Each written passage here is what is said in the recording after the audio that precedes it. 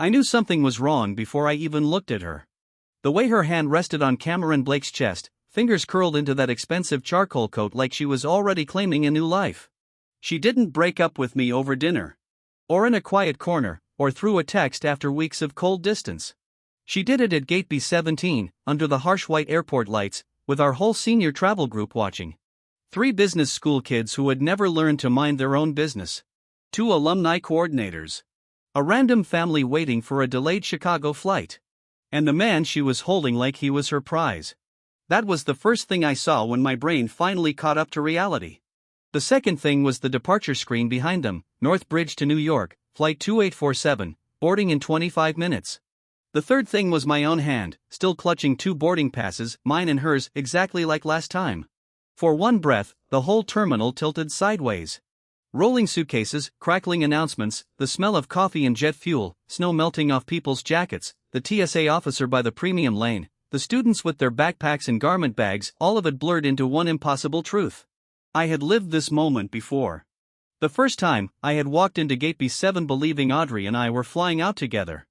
I was wearing the same old dark overcoat, the one with the repaired cuff and a button I'd sewn back on myself sophomore year. I carried the same plain black backpack, so ordinary it could belong to anyone, though inside it held research documents my father's legal team would have preferred locked in a private case. I had bought 2 commercial tickets.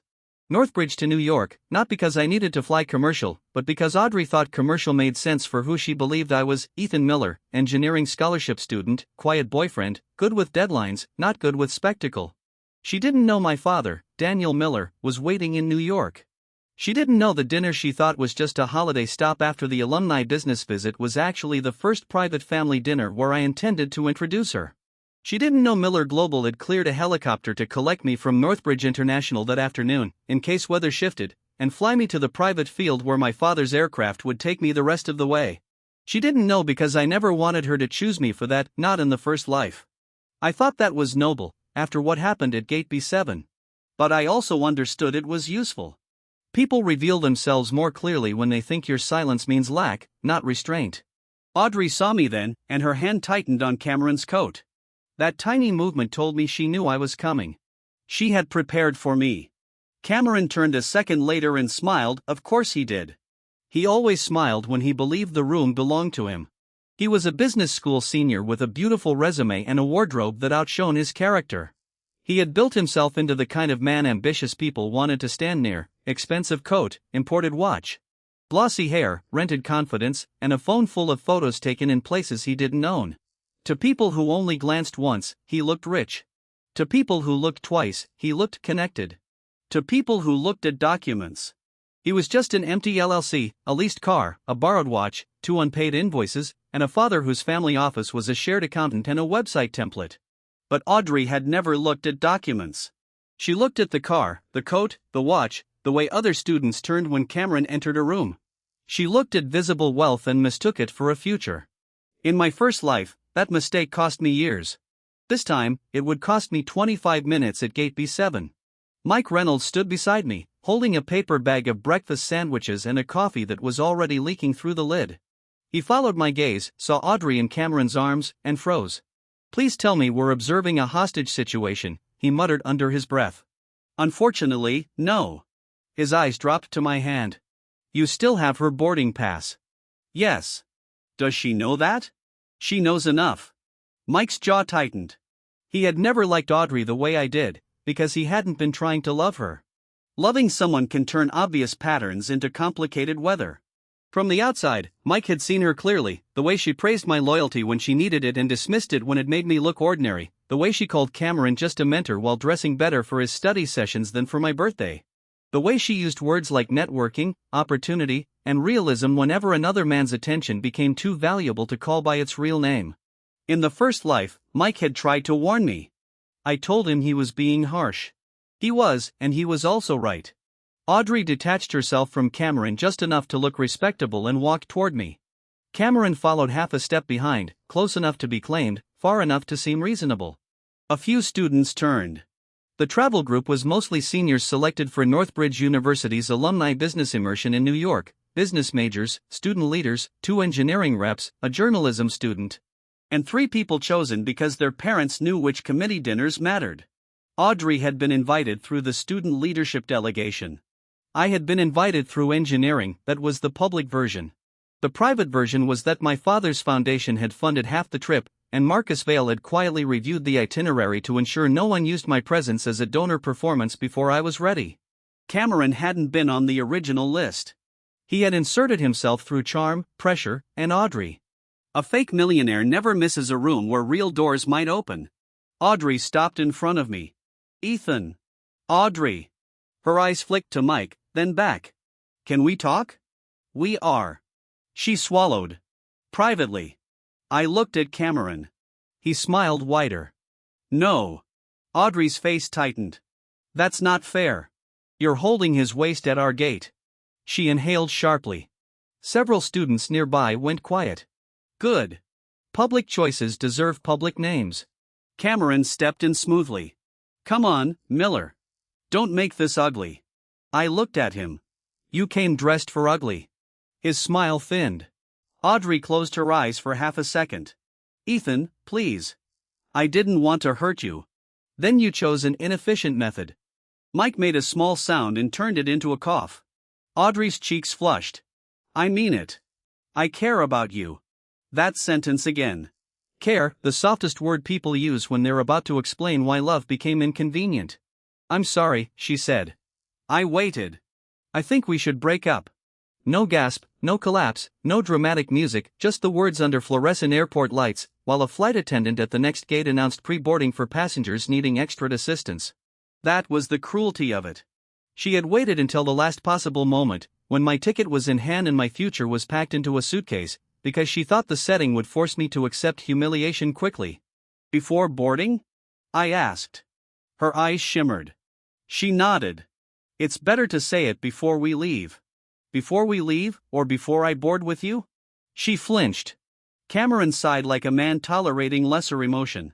This doesn't have to become a courtroom. No, I said. It has to become clear. Audrey's voice grew steadier, which meant she had reached the part she rehearsed. I can't keep waiting for a future I can't see.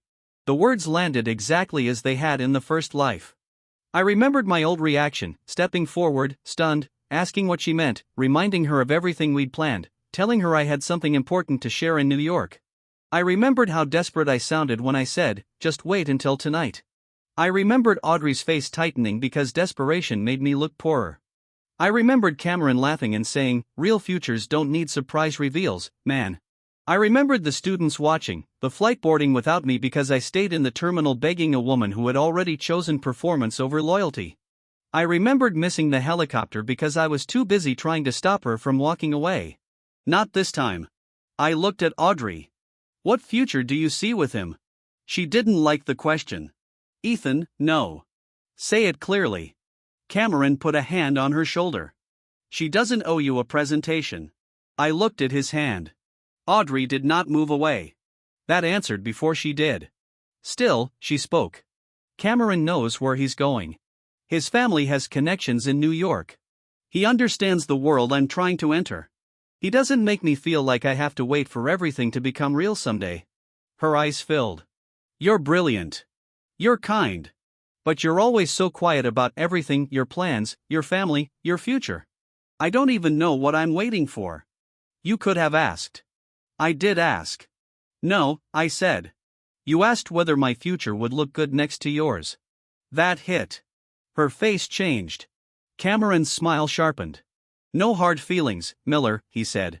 Some women are built for private lounges, not economy gates. A few students reacted.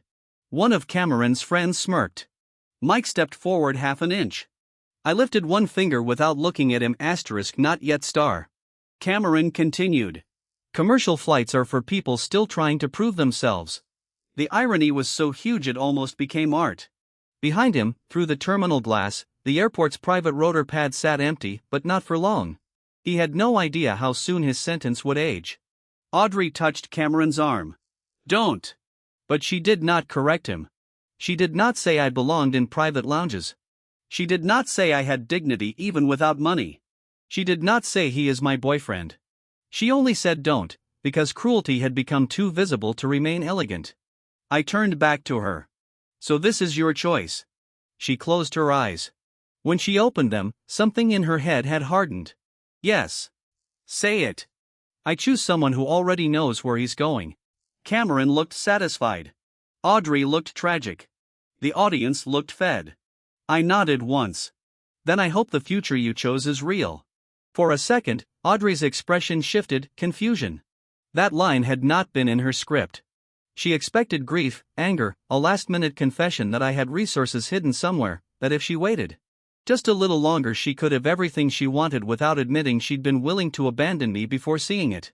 I gave her none of that. I took her boarding pass from behind mine and tore it cleanly in half, not dramatically, just enough. Her mouth opened. What are you doing? Respecting your departure. That's not Ethan, the ticket. You broke up before boarding. She looked suddenly panicked, not because she wanted me, but because logistics had entered the room. Cameron frowned. Relax. She can fly with me. I looked at him. Can she? His jaw tightened. Audrey noticed. Good. A future that cannot survive a boarding pass is not much of a future. The overhead announcement began, North Bridge to New York, flight 2847, we will begin boarding shortly. At that moment, my phone buzzed. Miller Aviation Dispatch, Mr. Miller, weather window is clear. Helicopter inbound to Northbridge International Private Pad. ETA 2 minutes. Your father is waiting at Westchester Field. I locked the phone. Mike leaned closer. Is that what I think it is? Yes. Do I get to be insufferable? Quietly. That's my least developed mode. Then the sound came, low at first, a distant thumping beneath the normal airport noise. Most people didn't notice. Then the glass began to vibrate softly. A child by the window pointed. Several passengers turned. Outside, beyond the terminal glass, a black helicopter descended toward the private rotor pad. Small silver letters marked the side, Miller Global. The gate area shifted. People stood. Phones lifted. Cameron looked out, then laughed once. Miller, common name. The airport manager arrived before the helicopter fully settled, a woman in a navy suit. Coming quickly through the VIP access door with 2 security staff behind her. She scanned the gate, found me, and walked straight toward us. Mr. Miller, she said, slightly breathless but composed. Your helicopter is ready. The gate went silent. Audrey turned to me slowly. Cameron stopped smiling. I looked at the boarding pass still in my hand, then at Audrey. Goodbye. I walked toward the VIP door. Behind me, Audrey whispered, Mr. Miller. This time, I did not turn back. Airports are built around permission, where you can stand, where you can pass, what door opens, what line you belong in, what machine carries you away.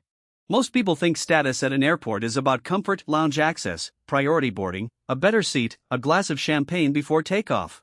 They miss the deeper thing. Status is being expected somewhere most people cannot go. The VIP access door opened before I reached it. The airport manager stepped aside. Mr. Ethan Daniel Miller, your father asked us to escort you directly. She said my full name, not by accident. The effect behind me was immediate. Ethan Daniel Miller. The middle name mattered less than the way she said it, not checking, not asking, confirming. A few students whispered at once. Audrey's voice came small and sharp. Your father? I stopped at the threshold, not because she deserved an answer, but because the moment had reached the exact point where silence might look like shame. I turned. Audrey had stepped away from Cameron without noticing. Her hand no longer touched his coat. Her face had gone pale under the airport lights, eyes moving between me, the manager, the helicopter outside, and the Miller Global mark visible through the glass. Cameron's expression had tightened into disbelief. He recovered by reaching for contempt. A helicopter doesn't mean anything. Plenty of families charter one. The airport manager looked at him with professional politeness. This aircraft is owned and operated by Miller Global Aviation. The sentence landed with clean force, not chartered, not rented, owned. Audrey's lips parted. Cameron's jaw worked once. The students around Gate B7 became very still. Mike walked up beside me, phone in hand. He didn't even pretend not to be recording now. Cameron glared. Seriously? You're filming? Mike looked at his screen. History is fragile. Audrey ignored him. Ethan, she said, you never told me. That sentence came fast, too fast. People always reach first for what you withheld when they don't want to look at what they revealed. I looked at her. You didn't need to know about the helicopter to avoid breaking up with me in public. Her face crumpled. I didn't know who you were. I know. That's not fair. No, I said. It was very fair. You made your decision with the information you thought mattered. Cameron stepped closer. Come on. This is ridiculous. You set her up. You let her think you were just some scholarship engineer. I looked at him. Just his mouth closed. A simple word can do more damage than a paragraph when it exposes the hierarchy underneath. Cameron tried again. I mean, you hid everything. I lived quietly. You lied by omission. You performed wealth by commission. Mike whispered, that is going on a mug. Audrey looked at Cameron for the first time, truly looked. His coat, his watch, the luggage his friend had been pushing, the private lounge access card tucked into his breast pocket like a prop, the confidence that had looked like certainty 10 minutes ago and now looked like a man searching for exits. Cameron, she said, you told me your family had a jet.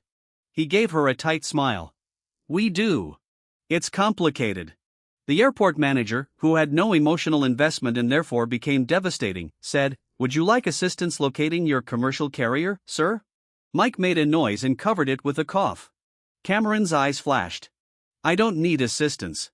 No, I said. But you may need a ticket. Audrey turned sharply. What does that mean? Cameron snapped. It means nothing. But it did.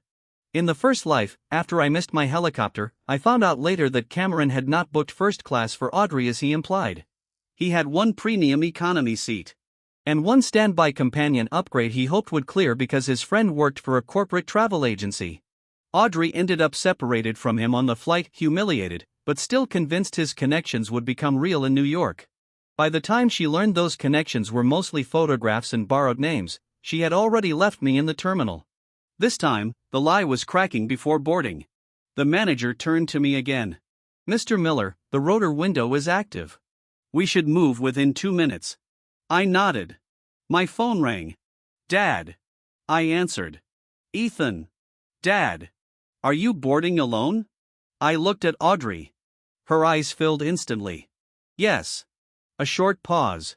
Good. Audrey flinched. Dad's voice remained calm. Never bring someone aboard after they needed the aircraft to recognize you. I looked away from her. I understand. Do you? I took one breath. Yes. I'll see you at the field. The call ended. Cameron laughed, brittle now. Nice. Daddy approves. I looked at him. You wanted a rich father in this story. You just picked the wrong one. The students around us reacted. Cameron's face darkened. Audrey stepped toward me, but airport security shifted subtly between us, not aggressively, just enough. She noticed and stopped. Ethan, please. We need to talk. We talked. No, I mean really talk. You wanted to do it before boarding. You were clear. I was scared of. Of what? She swallowed. Of waiting for your future. Yes. My future was waiting outside the glass. You just broke up before it landed. Her eyes shut as if the words physically hurt. Good, not because I wanted her pain, but because truth had finally arrived loudly enough for her to hear. The overhead airport announcement called our commercial flight's first boarding group. Audrey looked toward the gate, then toward Cameron, then toward the torn boarding pass in my hand. Ethan, she said, almost whispering. You were going to take me to meet him. Weren't you? I did not answer quickly. Let her stand there with the question. Then I said, yes. She covered her mouth. Cameron turned sharply. What? Audrey ignored him. Tonight? Yes. In New York? Yes. Your father? Yes. She looked as if something inside her had fallen through the floor. I didn't know. I know. This time, she understood that I did not mean it as comfort.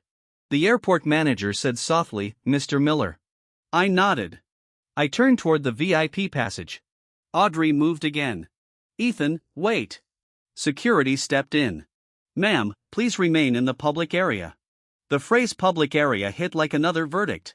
2 minutes earlier, Audrey had imagined herself walking into private lounges with Cameron. Now she stood on the wrong side of a door she had not known existed.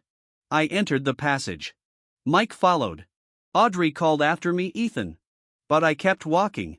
Behind the glass, the helicopter waited under gray winter light, rotors turning slow but steady, washing the private pad with controlled wind. A ground crew member opened the exterior door.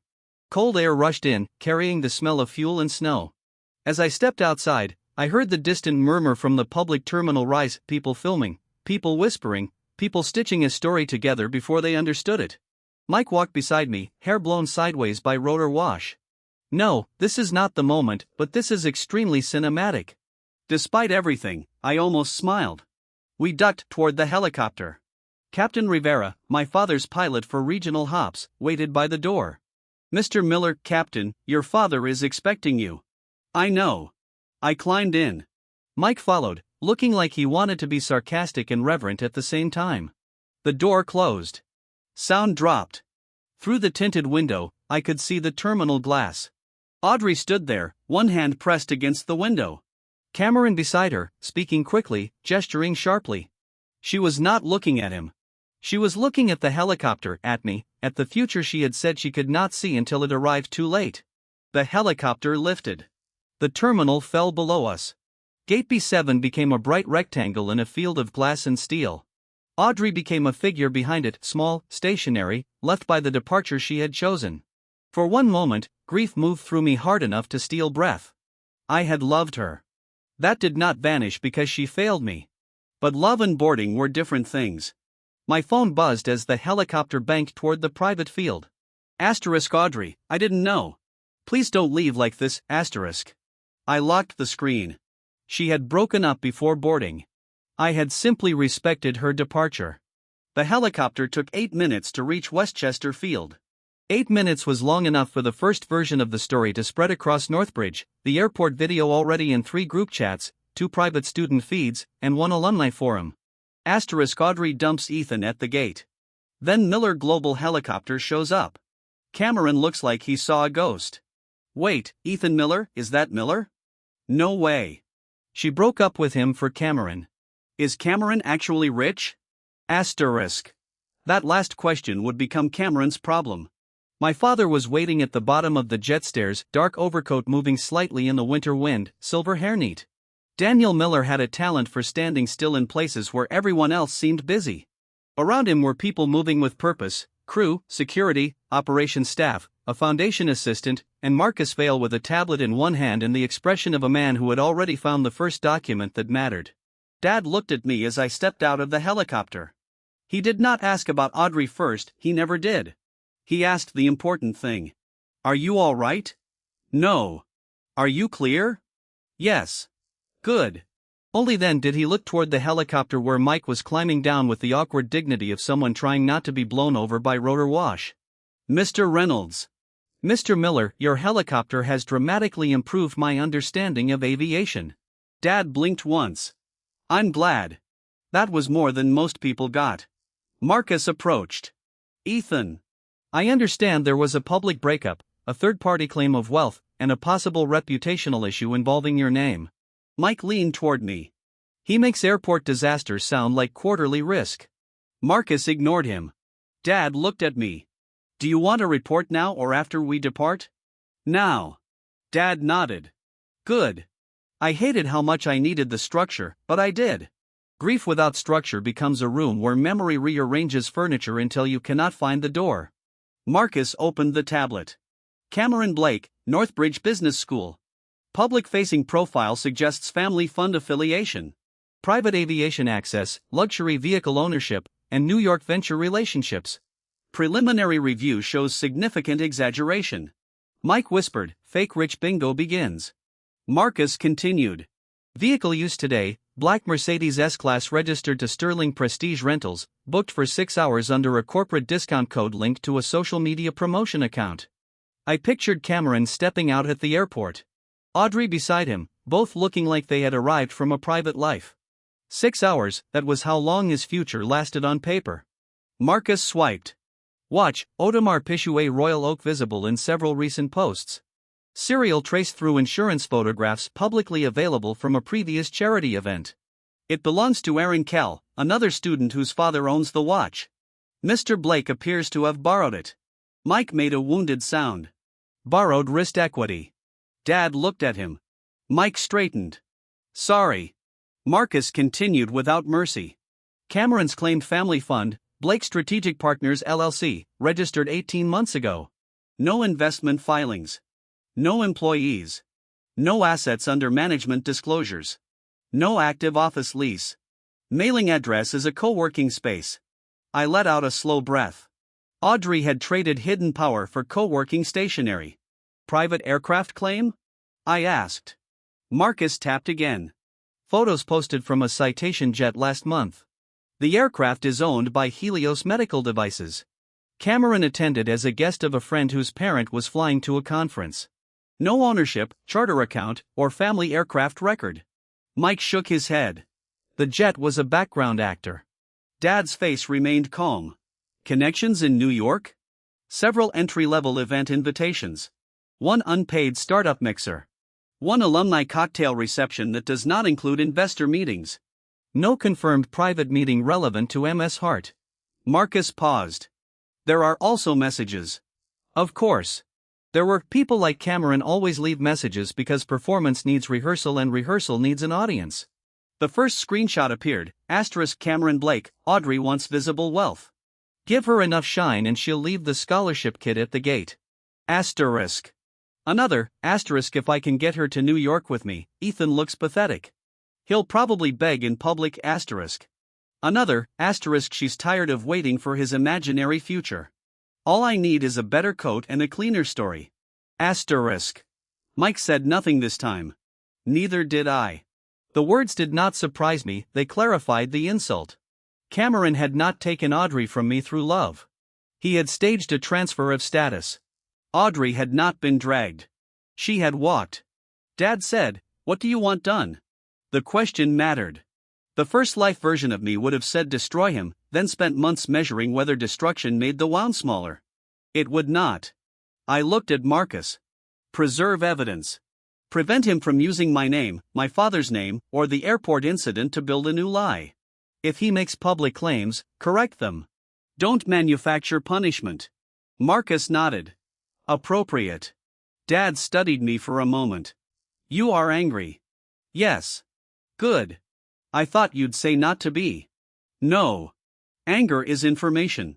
It becomes dangerous only when mistaken for strategy. Mike whispered, I am becoming emotionally literate against my will. Dad ignored him again. We boarded the jet. Inside, the cabin was warm, quiet, and painfully far from Gate B7. Mike took a seat near the rear and immediately discovered the controls with the expression of a child raised by chaos. Marcus sat at the conference table, already sending emails. Dad sat across from me. I took the window seat. On the ground below, the helicopter's rotors slowed. My commercial flight would still be boarding. Audrey might still be in the terminal, or perhaps Cameron had convinced her to board with him, using whatever seat arrangement he had cobbled together. My phone buzzed again. Audrey, please answer. Cameron said things I need to understand. Were you really going to introduce me to your father? I looked across at Dad. He did not ask. He did not need to. I put the phone face down. The jet took off toward New York. By the time we reached cruising altitude, Marcus had the first update. Cameron and Audrey did not board Flight 2847 together. I looked up. Why? Mr. Blake had one confirmed ticket in business class. Ms. Hart did not have a ticket on his reservation. Her original ticket was torn and voided through your booking record, but the airline allowed her to purchase a last-minute economy seat. She boarded separately after attempting to speak with gate staff about upgrade availability. Mike closed his eyes. Visible wealth, middle seat reality. Marcus continued. Mr. Blake boarded ahead of her. That struck harder than I expected, not because I felt bad for her, but because it was so predictable. Cameron had made her break up publicly, let her absorb the shock of my helicopter, then boarded ahead of her because his comfort remained his priority. Dad said quietly, the fake rich rarely share inconvenience. I looked out at the clouds. Meanwhile, Audrey's future with Cameron began degrading at altitude. I learned the details later from messages, records, and one conversation she had with Mike that he didn't show me until I asked. Audrey had turned to Cameron and demanded answers. You said your family had a jet. He had laughed sharply. I said we had access. No, you said you had one. It's complicated. Everything is complicated. Suddenly, he lowered his voice. Do not do this in public. That line must have tasted familiar to her. She had said something similar to me minutes earlier. Then she asked about New York, the meetings, the fund, his family office, his private car. Cameron snapped that she was acting like a gold digger. Audrey said, You told me I was choosing a bigger world. He said, You wanted the bigger world. Don't blame me because you picked the wrong rich guy. There it was, the sentence that broke whatever was left of the illusion. Not because it insulted her, but because it named her accurately enough that denial became expensive. Audrey boarded late. Cameron did not trade seats. He did not offer her his. He did not even walk back to check on her after takeoff. The man who said commercial flights were for people proving themselves proved only that he had one upgraded seat and no generosity. By the time our jet landed in New York, Audrey had sent 16 messages. I opened none. At the private terminal, my father's car waited. Snow fell lightly over the tarmac. Dad stood beside me while the crew unloaded. You loved her, he said. It was not a question. Yes.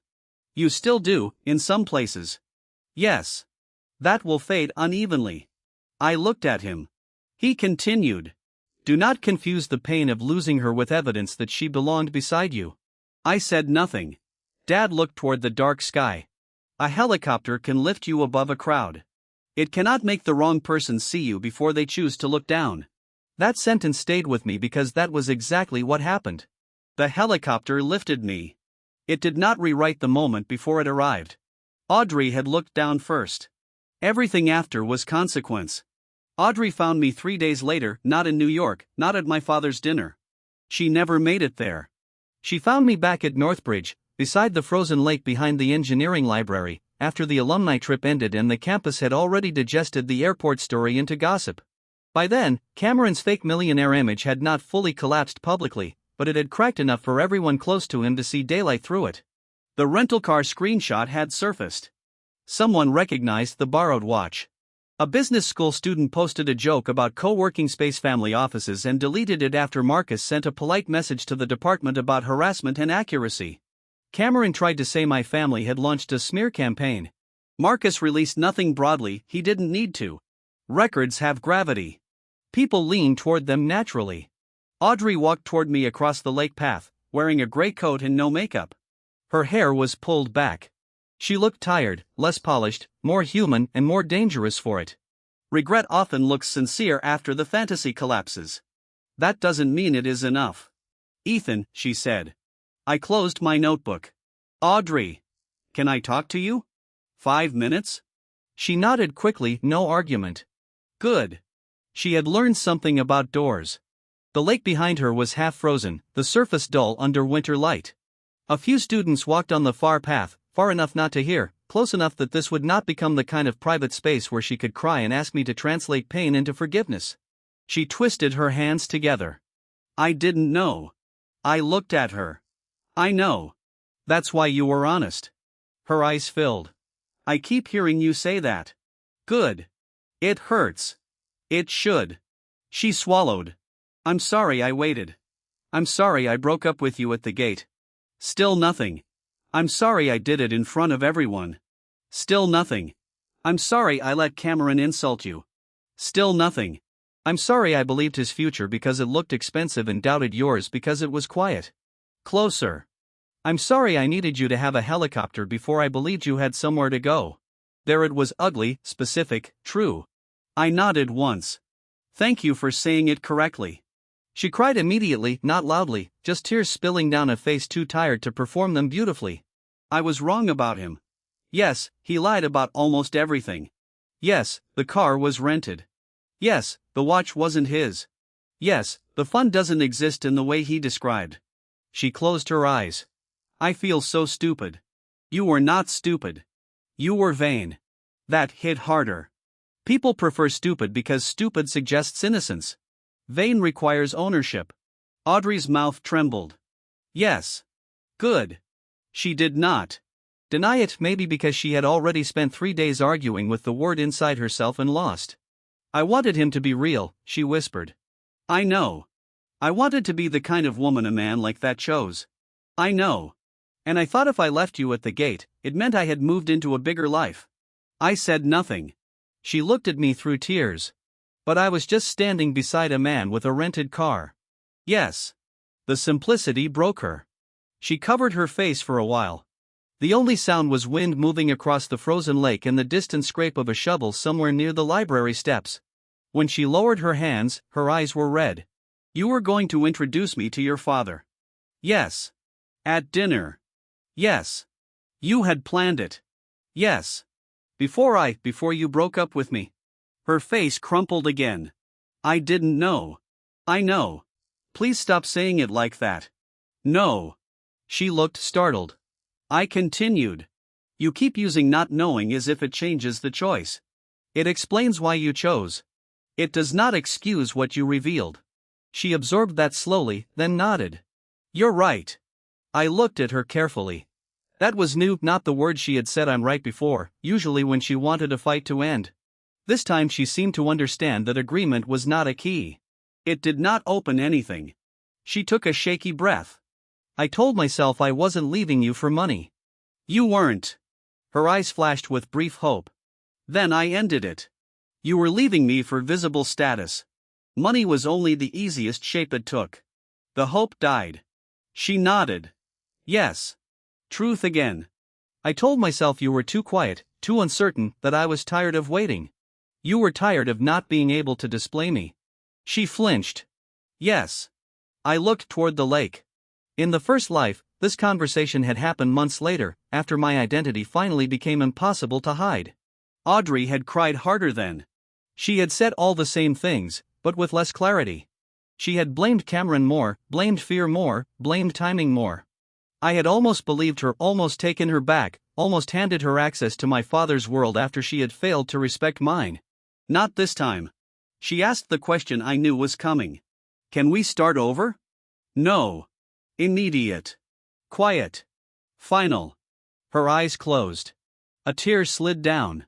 Because I chose him? Because you needed to think I was ordinary before showing me how little I mattered.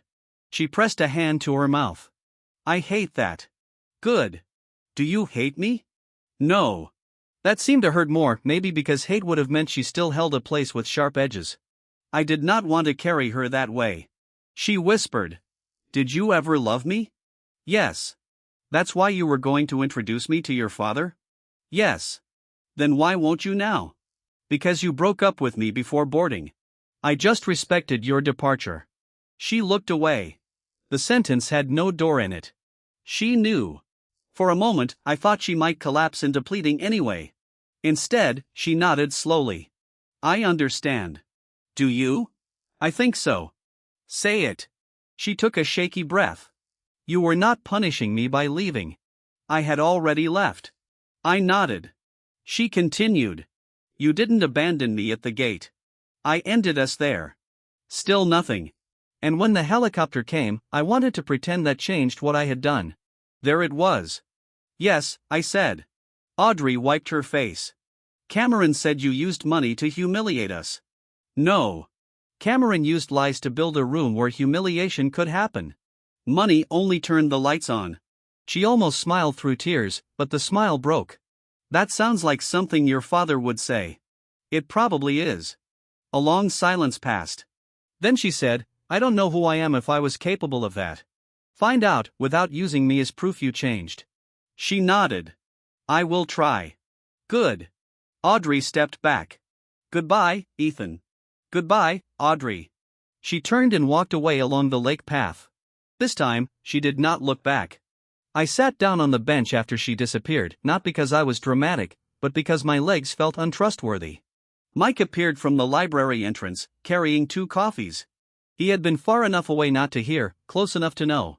He handed me one. Clear? Yes. Okay. No. He sat beside me.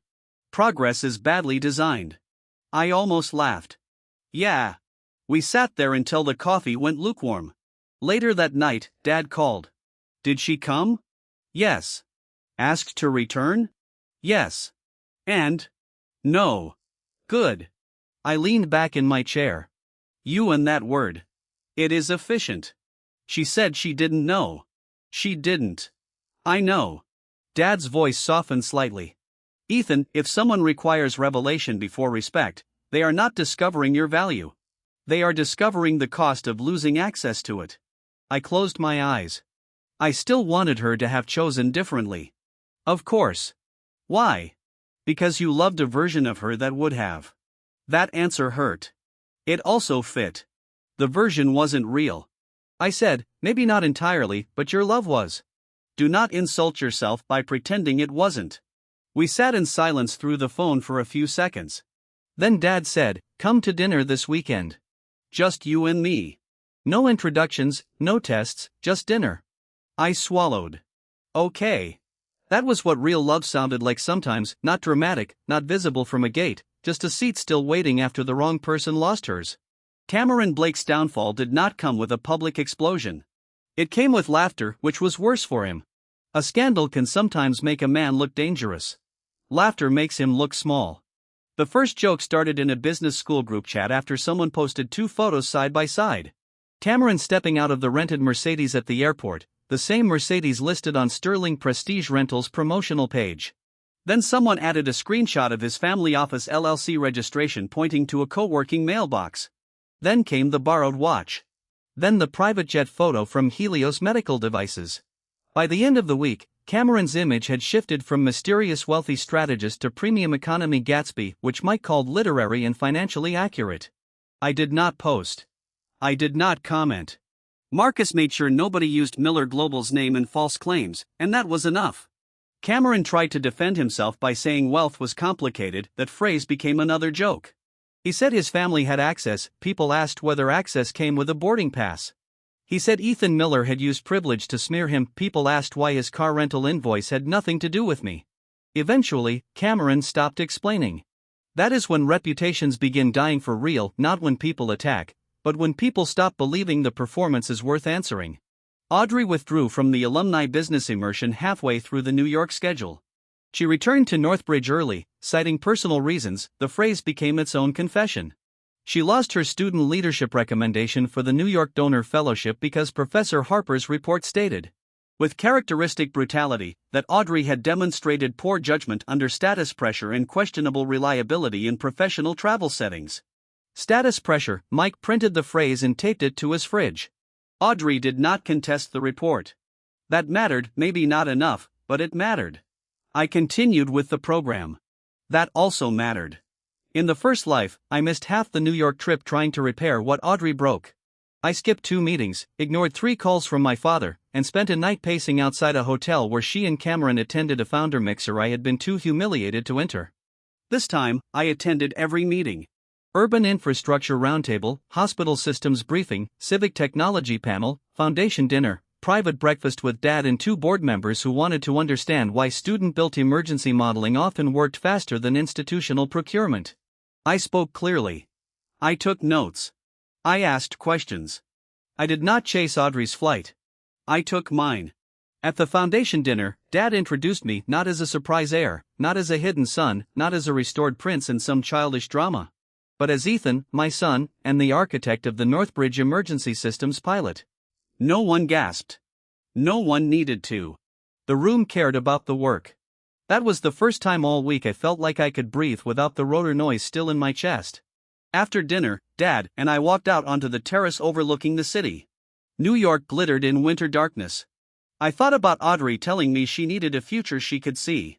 The future was visible now, but not because of lights, because I was standing inside it. Dad said, "You have been quiet tonight." Thinking. Dangerous. I smiled faintly. About what? The gate. He nodded. I thought if I had told her earlier, none of it would have happened. Possibly. I looked at him. Possibly if she knew your name, she may not have left at the gate. That does not mean she would have respected you. I looked back at the city. Then hiding it was a test. No. Wasn't it? Dad considered that. No, a test is something designed to produce failure or proof. You were not testing Audrey. You were living in the form you chose. She responded to that form. The distinction mattered. It did not absolve me from secrecy, but it placed the weight where it belonged. I had not built a trap. Audrey had stepped on her own assumption. Dad continued. A helicopter can reveal access. It cannot create character. I know. Do you? I took longer this time. I'm learning. Good. Months passed. The airport story became part of Northbridge folklore, polished down to a sentence. Asterisk, she dumped him at the gate. Then his helicopter landed. Asterisk. People love stories where status reverses quickly. They make the world feel fair. The world is not fair. It is simply sometimes documented. Audrey emailed me once near graduation. Asterisk, Ethan, no, you do not owe me anything. I am not writing to ask for another chance. I have replayed the gate more times than I want to admit. For a long time, I focused on the helicopter. That was easier. It let me think I regretted missing the life I didn't know was waiting. But that is not the worst part. The worst part is that before the helicopter arrived, I was comfortable leaving you behind because I thought your future was less visible than mine could be with Cameron. I did not respect the person standing in front of me until a machine with your family's name landed outside the window. That was not love. I am sorry. Audrey, asterisk. I read it once, then archived it.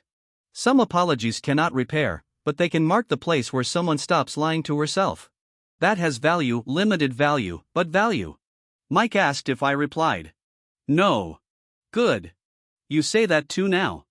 Your father infected me with efficient emotional vocabulary. Professor Harper, passing behind us in the lab, said, it's an improvement. Mike looked wounded.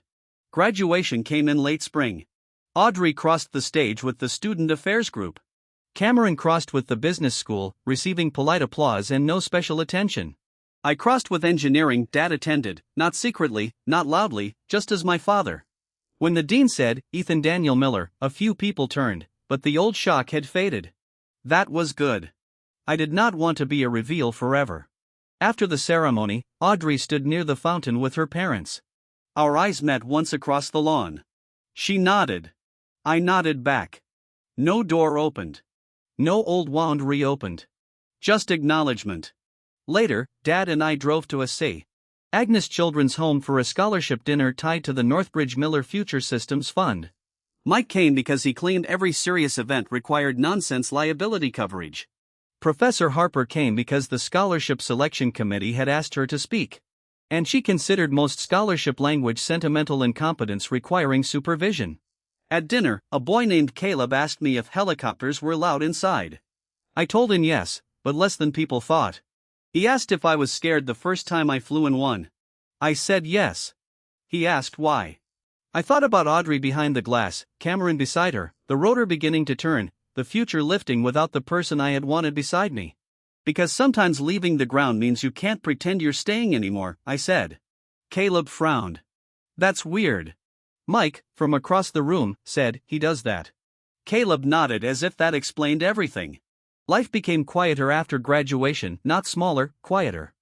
I worked with the Future Systems Lab, joined Miller Global's Civic Infrastructure Program, and spent more time learning what it meant to inherit responsibility without turning into the kind of man people obeyed for the wrong reasons. Dad made me sit through board meetings. Marcus made me read contracts. Professor Harper made me rewrite a presentation because it contained the phrase AI-driven civic transformation, which she called a felony against language. Mike joined our operations team and somehow became indispensable by asking questions no one else wanted to ask because they sounded too simple to be important. Audrey did not become a villain in my life. She became a person who had hurt me and then moved out of the center of the story.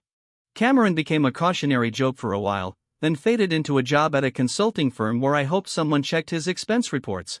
I dated slowly, not because I was broken, but because I no longer mistook urgency for proof. 2 years after Gate B-17, I returned to Northbridge International Airport for another flight to New York. This time, no commercial ticket, no surprise, no Audrey, no Cameron, just me, Mike, Dad's schedule, and the same black helicopter on the private pad. Before boarding, I walked through the public terminal alone.